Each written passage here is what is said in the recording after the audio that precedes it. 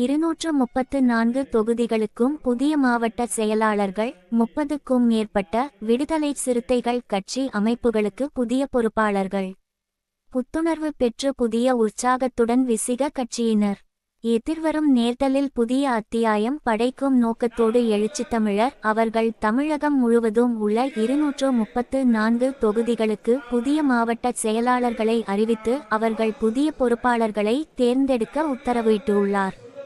இதன் தொடர்ச்சியாக வேலூர் மாவட்டம் அணைக்கட்டு தனியார் திருமண மண்டபத்தில் அணைக்கட்டு தொகுதி மாவட்ட செயலாளர் கோட்டி என்கிற கோவேந்தன் தலைமையில் விடுதலை சிறுத்தைகள் கட்சியின் அணைக்கட்டு தொகுதிக்கு உட்பட்ட புதிய பொறுப்பாளர்கள் தேர்ந்தெடுத்து நியமன சான்றிதழ் வழங்கும் நிகழ்ச்சி மற்றும் அறிமுக கூட்ட விழா இன்று நடைபெற்றது.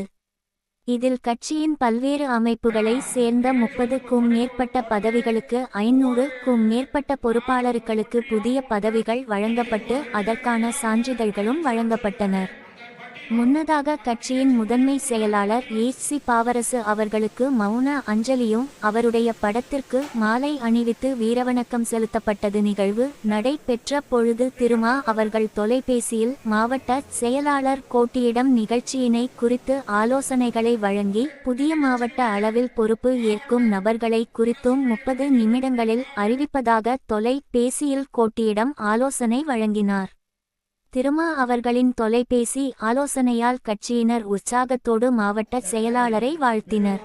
நிகழ்ச்சிக்கு தலைமை நிலைய செயலாளர் இளஞ்செய்துவேரா, மாநில கொள்கை பரப்பு செயலாளர் சிவ செல்லப்பாண்டியன், மண்டல செயலாளர் சந்திரன், வழக்கறிஞர் சஜின் குமார், அரசு ஊழியர்கள் ஐக்கிய பேரவையின் மாவட்ட செயலாளர் மாநகராட்சி செல்வம், அரசு ஊழியர்கள் ஐக்கிய பேரவையின் நிதிச் செயலாளர் பாஸ்கர், மாவட்ட பொருளாளர் சாந்தகுமார், மாவட்ட செய்தி தொடர்பாளர் தமிழரசன் உள்ளிட்ட 1000க்கும் மேற்பட்ட விசி கட்சியினர் கலந்து கொண்டனர்.